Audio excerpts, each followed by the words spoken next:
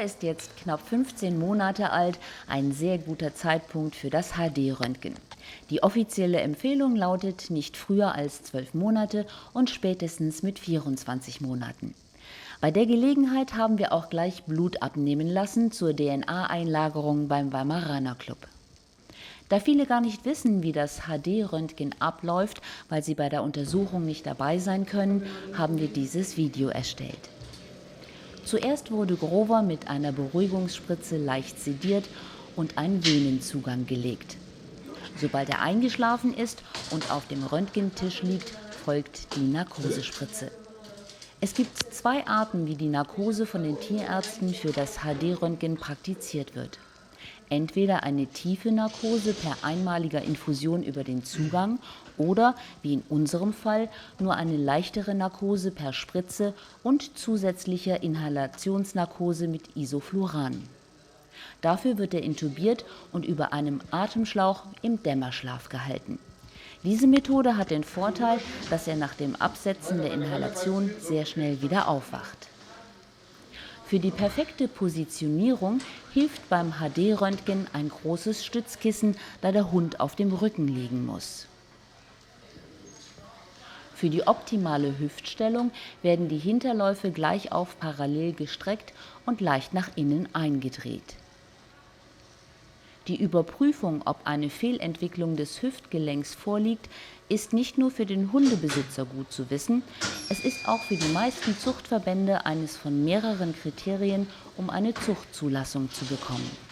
Der Tierarzt erklärt, worauf es bei den Aufnahmen ankommt.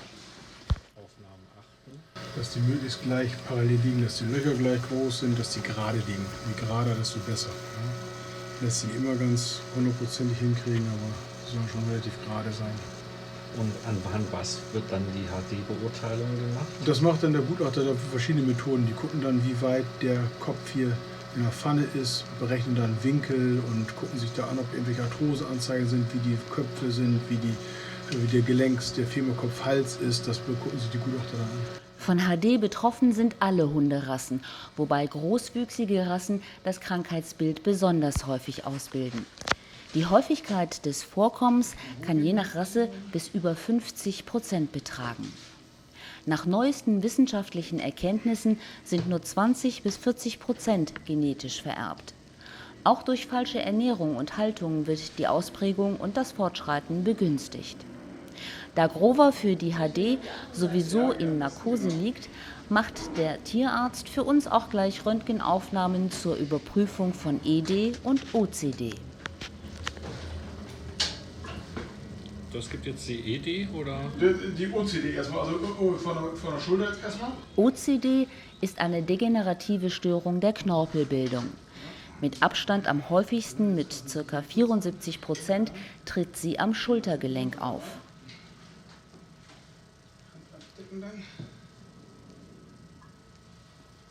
So. Jetzt links, das ist rechts.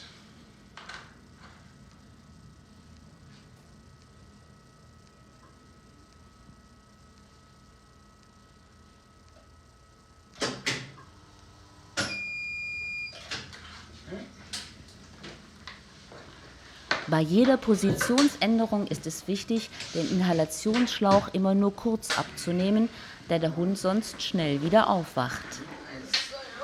Für die HD-Röntgenaufnahmen gelten spezielle Anforderungen. Beim Zuchtverband gibt es dazu Informationsmaterial zum Download, das man zur Untersuchung mitnehmen kann. Am besten, man sucht sich einen Tierarzt oder eine Tierklinik, die mit HD-Röntgen Erfahrung haben.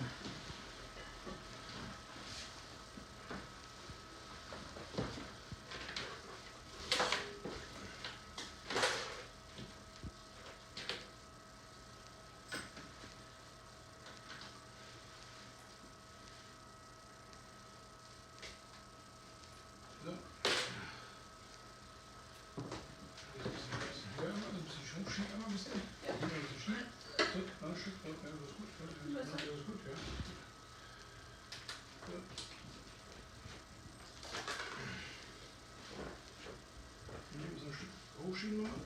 So, ja, das ist besser. Jetzt den so ein bisschen nach hinten ziehen. Ja.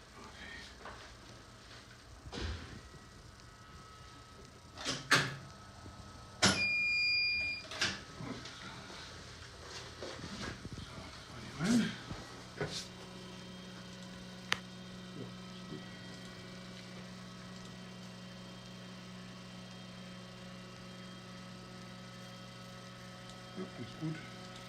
Zum Schluss folgen 4 Aufnahmen zur ED-Untersuchung. ED steht für Ellenbogendysplasie, die häufig bei schnell wachsenden Hunderassen vorkommt. Je nach Zuchtverband und Rasse sind auch ED- und OCD-Überprüfungen notwendig. Da diese Arten der Skeletterkrankungen bei Weimaranern eher selten vorkommen, ist für die Zuchtzulassung von Grover eigentlich nur die HD-Untersuchung vorgeschrieben.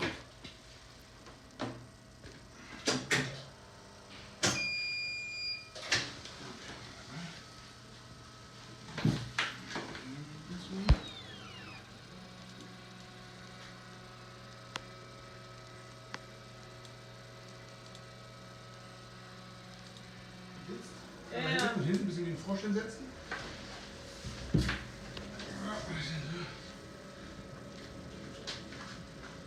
Na, dann muss ich den Kopf hochhalten, ne? Ja, genau. So. Ja, das ist so stabil. So. Dann machen wir gleich dann vorne die. Wieso muss er jetzt hinten diese Froschposition? Dann ist es stabiler, sonst fällt er mir hin und her. Ich muss gleich vorne die Ellbogen nochmal röntgen. Und dann ist es stabiler, als wenn er mir mal umkippt halt dann. Ne? Dann sitzt er schief und dann vorne müssen die Beine auch gerade gelagert werden. Und dann. Viele Zuchtverbände unterstützen die HD-Untersuchung finanziell. In unserem Fall übernimmt der Weimaraner Club das Gutachten durch einen FCI zugelassenen HD-Auswerter in der HD-Zentrale. Die Kosten für die Röntgenaufnahmen werden aktuell mit 75 € bezuschusst. Nach circa einer Stunde sind alle Röntgenaufnahmen gemacht. Okay, einmal wieder locker lassen. Unser Tierarzt verschickt die digitalen Röntgenbilder von Grover direkt online an den zuständigen Gutachter in der HD-Zentrale. Die möchte der Gutachter beurteilen, ob das okay ist. Ne? Okay, alles klar. Zum Schluss haben wir Grover gleich noch den linken Behang mit seiner Zuchtbuchnummer tätowieren lassen. Dies soll ihn leichter und sicherer erkennbar machen. Grund: Die Chippung, die Grover ja schon mit 7 Wochen bekommen hat, ist leicht manipulierbar, zum Beispiel durch Überchippen oder auch Entfernung des Chips. Eine Manipulation des Tattoos im Ohr ist hingegen wesentlich aufwendiger. Auf die Vertiefungen, die die Nadelzange in die oberste Schicht des Ohrlappens gebohrt hat, trägt der Tierarzt eine schwarze Tattoo-Paste auf. Diese muss 2 Stunden einziehen und eintrocknen, dann nur noch mit Wasser abwaschen, fertig.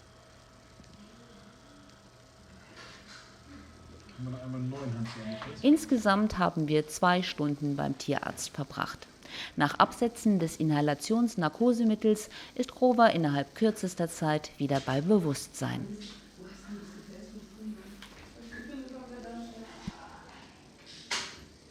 So, das ist gut. Hallo, hallo wach. Grover hat die Narkose gut überstanden, das Röntgen, es wurde HD und ED und OCD gemacht, also Hüfte, Schulter und Ellenbogen geröntgt. Alles super verlaufen. Ist gut aufgewacht, wieder aus der Narkose. Tätowieren haben wir ihn auch lassen. Das sieht man jetzt noch nicht. Das wird man noch mal eine Aufnahme danach machen. Aber er ist schon wieder fit. Und lauf.